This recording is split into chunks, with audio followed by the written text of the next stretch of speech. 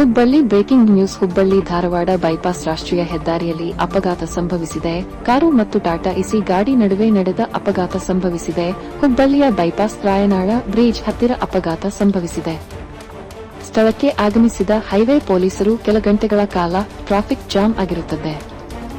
ಯಾರಿಗಾದರೂ ಹಾನಿ ಸಂಭವಿಸಿಲ್ಲ. 2 ಗಾಡಿ ಡಿಕ್ಕಿ ಟ್ರಾಫಿಕ್ ಜಾಮ್ ಆಗಿದ್ದನ್ನು ಸರಿಪಡಿಸಿದ್ದರು ಹೈವೇ ಪೊಲೀಸರು.